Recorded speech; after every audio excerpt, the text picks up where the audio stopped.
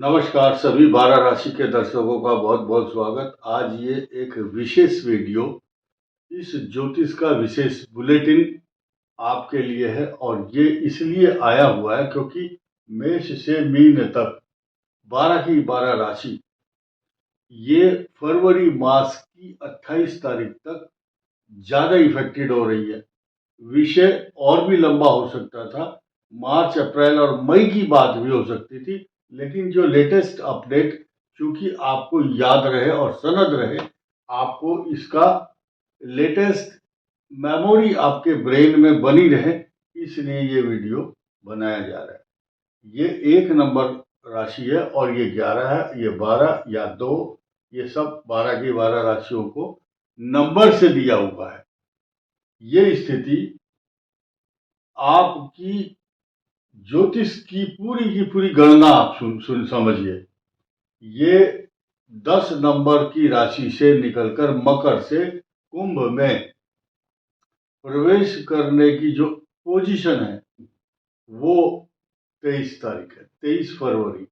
लेकिन कल क्या होगा, कौन कौन से समीकरण बदलने वाले हैं, इसको आप समझिए। यानी कि मंगल और राहु का अंगारक योग, ये तो 23 तारीख से बहुत बड़ी चुनौती और टकराव तथा तांडव नृत्य करने के लिए तैयार है पूरे विश्व के लिए। लेकिन किस किस राशि को प्रभावित करेगा, ये जानना इस बात का सरोकार हमारे अपने दर्शकों से है। कल क्या विशेषता होने जा रही है ग्रहों की, या 28 तारीख तक, 28 फरवरी तक की बात समझिए। नंबर 1, सूर्य का जब राहु के साथ संयोग होगा, ये किसी भी तरह से जस्टिफाई नहीं कह सकते या न्याय संगत नहीं है, क्योंकि सूर्य का राहु के साथ होना, राहु के की दृष्टि मैली दृष्टि है, अच्छी नहीं है।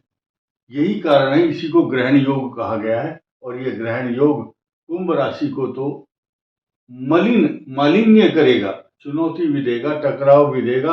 अब कुंभ राशि इफेक्टेड है तो ये किसी ना किसी राशि से चौथी, 8वीं, 12वीं, तीसरी, 9वीं, 11वीं, कुछ ना कुछ तो कहीं ना कहीं तो रिश्ता है। हर राशि का हर राशि के साथ एक दृष्टि आदि संबंध, मैत्री संबंध, शत्रु संबंध, कुछ ना कुछ रिलेशन है। तो अब हम इस बात को समझें। मेरे पास पंचांग है और मैं विस्तार पूर्वक बताऊंगा, नक्षत्रों के अनुसार ध्यान देना। यहां 17 तारीख से काउंट करते हुए चलेंगे। धनिष्ठा और शतभिषा दोनों आएंगे यहाँ पर, और ये तारीख है 17। 18 को भी शतभिषा है, पंचांग मेरे पास है। 18 को भी शतभिषा होंगे और ये पूरा दिन रहेंगे, बुधवार है उस दिन। और इसके बाद 19 तारीख को ये पूर्वा भाद्रपद की पोजीशन आ जाएगी। 19 फरवरी को बृहस्पतिवार को पूर्वा भाद्रपद, और शुक्रवार 19 के बाद 20 तारीख को पूर्वा भाद्रपद नक्षत्र। फिर 21 को रेवती, 22 को अश्विनी और भरणी कृतिका। अब यह सप्तमी तिथि का क्षय हो चुका है। 23 तारीख को भरणी है तो 24 को होगा कृतिका, सूर्य का नक्षत्र होगा और उस दिन मंगलवार होगा, 22 तारीख 24 को। उसके बाद फिर ये स्थिति बन रही है, बहुत ही अजीबोगरीब स्थिति है, बहुत अजीबोगरीब, क्योंकि सन 2026 का जो 25 तारीख है उस दिन बुधवार को रोहिणी है और 24 को कृतिका। उस दिन होलाष्टक शुरू होंगे। ये होलाष्टक एक प्रकार से होलाष्टक नहीं, ये कष्ट कारक है। और ये पोजीशन बनेगी 28 तारीख तक। उस दिन शनिवार होगा, उस दिन शनि का नक्षत्र पुष्य नक्षत्र होगा, और यह पुष्य नक्षत्र अब की बार दोबारा फिर रवि पुष्य योग बनाएगा 1 मार्च को। उसी दिन बहुत बड़ी ग्रहों की स्थिति बदल रही है। शुक्र उच्च राशि में आएंगे और उसी दिन होगा रवि पुष्य नक्षत्र। उसी दिन धन की प्राप्ति भी होगी बहुत लोगों को, लेकिन फिलहाल आप समझिए अब ये राशि इफेक्टेड हो रही है 17 फरवरी से 28 फरवरी तक। मेष राशि पंचम भाव में केतु के कारण इफेक्टेड होगी, क्योंकि दो ग्रह यहाँ देख रहे हैं, बृहस्पति का लाभ नहीं मिल पाएगा। वृषभ राशि चुनौती और तांडव, राहु के और मंगल के तांडव ये कष्टकारी सिद्ध होंगे। वृषभ के लिए अच्छे फल नहीं दे रहे हैं, क्योंकि इसका जो चतुर्थ भाव है इस पर मंगल की दृष्टि अब भी है और तब भी है, दोनों तरफ से। मिथुन, बृहस्पति रक्षक जरूर है, लेकिन मंगल दोनों तरफ से ये आग लगाने को तैयार है, सुख में बाधा पहुंचाने की पोजीशन में है, ये अशांत करता है, इसलिए कहा गया ये चुनौती है, चैलेंज है।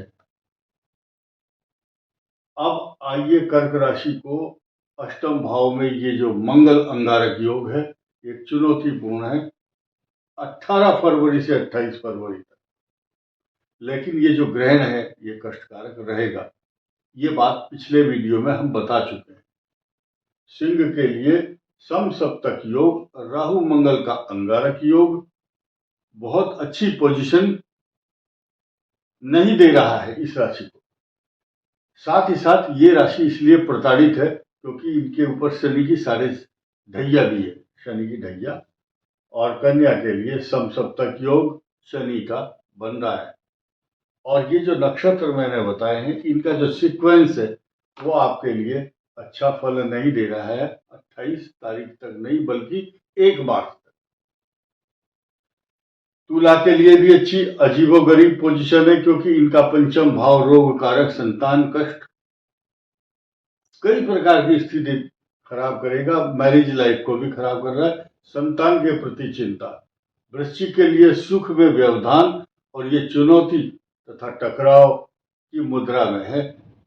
राहु मंगल आपके सुख के स्थान में, शनि, धनु का शनि चतुर्थ भाव में अशांति और पीड़ा दे रहा है, इसलिए इनको जितनी भी राशियां हैं सबको कुछ ना कुछ रेमेडी, हर आदमी अपने इष्ट देवता पितृ देवता या जिस पर विश्वास करते हैं उसकी पूजा करें, गरीबों को धन दें और गरीब आदमी को वस्त्र दें, जूता या चप्पल दान करें, यह आपके लिए शुभ रहेगा। धनु के लिए मकर का अष्टम केतु और वहां अंगारक योग की दृष्टि अच्छे परिणाम बिल्कुल नहीं दे रही, इसलिए मकर को भी अपना कुछ ना कुछ दान धर्म करना चाहिए, चैरिटी करें, जूता कपड़ा अन्न दान, और नेत्रहीन विद्यालय अनाथ आश्रम में भंडारा करेंगे तो अच्छा रहेगा। कुंभ की ये सारी की सारी लड़ाई ही यहाँ पर शुरू होगी और यही समाप्त होगी।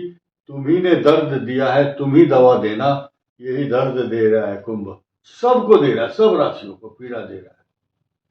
कौन दे रहा है? कुंभ नहीं दे रहा, बल्कि कुंभ को दिया जा रहा है। कुंभ को दे रहा है राहु और मंगल, ये पीड़ा दे रहा है। हर आदमी को हम ये कहते हैं कि बृहस्पति की दृष्टि है, लेकिन जरूरी नहीं कि सभी की कुंडली में यह दृष्टि हो, तो ये कष्टकारक तो रहेगा। मीन की जो साढ़े साथी है इनको दुख और तकलीफ और चुनौती और परेशानी, पैरों में दर्द, अशांति, झगड़े और कुछ लोगों की जो कॉन्स्पिरेसी है या षड्यंत्र कर रहे हैं आपके खिलाफ, ये आपको परेशान कर रहे हैं, ये आपके लिए चुनौतीपूर्ण रहेगा। मीन के लिए यह समय अच्छा नहीं है। मीन को सबसे ज्यादा दान धर्म चैरिटी दान करें, अन्न का दान, चंद्रमा का दान, मंगल की उपासना, और राहु के लिए गरीबों को जूता चप्पल कपड़ा अन्न दान करना चाहिए। ये चुनौती क्यों है इसकी चर्चा हम इसलिए कर रहे हैं क्योंकि राहु और केतु ये तो 18 वर्ष बाद हर बार रूटीन में आते ही हैं, लेकिन जब ऐसी पोजीशन हो कि यहां राहु भी हो, सूर्य भी हो और मंगल का अंगारक योग भी हो, तो किसी भी तरह से हम अपने दर्शकों को कौन कौन से कष्ट होंगे ये ना बताएं तो ये हमारी गलती है। इसीलिए आप बहुत बुद्धिमान हैं सभी लोग। अमावस्या से लेकर पूर्णिमा तक ये जो फाल्गुन मास है ये बड़ा ही विचित्र और कष्टकारक है, चुनौतीपूर्ण है, टकरावपूर्ण, तांडव करने वाला मास है। इसलिए एक दिन पहले इन 12 राशियों को हम इस बात से आगाह करने के लिए यह वीडियो बनाया है कि आप सचेत रहें और सावधान रहें।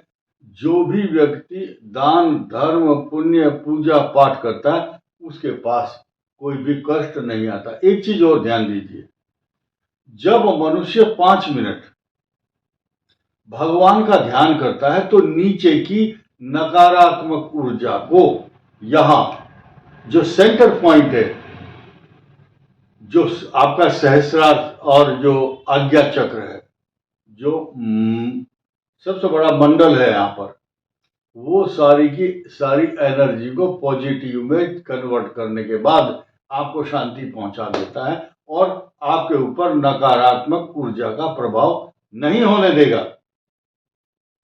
लास्ट में चलते चलते एक टिप आपको देना चाहूंगा कि सभी 12 राशियों के लिए उस दिन, जिस दिन आपका नक्षत्र खराब है या आपको कोई कष्ट हो सकता है, उस दिन आप सुबह सुबह तुलसी का पत्ता अपने मुख में रखें, दही और शहद खाएं। बहुत सरल उपाय है।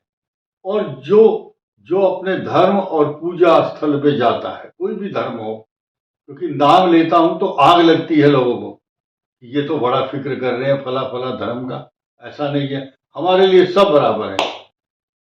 हर धर्म हर संप्रदाय सबकी बात करते हैं। अब आप एक छोटी सी लाइन सुन लीजिए, आपको इसी से पता चल जाएगा कि इसका अर्थ क्या है। तो लाइन ये है, फिकर करेंदे बावरे, फिकर करेंदे बावरे, फिकर करेंदे बावरे, जिक्र करेंदे साध। जो बावले लोग हैं वो फिक्र करते हैं, अज्ञानी लोग फिक्र करते हैं। फिक्र करेंदे बावरे, बावले लोग हैं, वो पगले हैं, अज्ञानी हैं। और जिक्र करे थे साध, जो साधु लोग हैं, संत लोग हैं, बुद्धिमान लोग हैं, वो भगवान का नाम लेते हैं। जिक्र करेंदे साध, जिक्र करेंदे साध,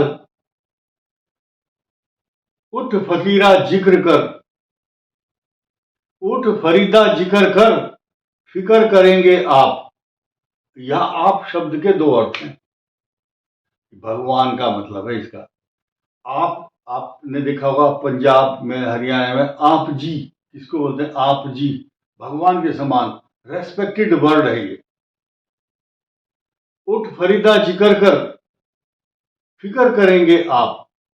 अगर हम उसका नाम जपते हैं, उसका जिक्र करते हैं, तो आपका मतलब भगवान खुद आपकी चिंता करते हैं।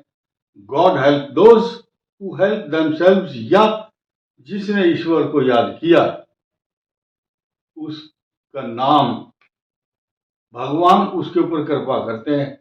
अब ये जो शब्द आया है वाहिगुरु, वाहिगुरु वाहिगुरु वाहिगुरु क्यों रखा है?